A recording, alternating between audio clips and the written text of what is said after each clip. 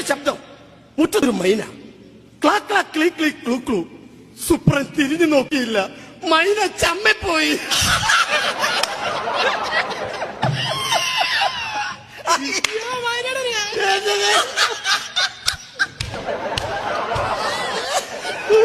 അയ്യോ, പാവം മൈന ചമ്മിപ്പോയി. ആരുടെയും മുഖത്ത് നോക്കാനാവാതെ മൈന ചമ്മി ചമ്മി നിൽക്കുകയാണ് സുഹൃത്തുക്കളെ.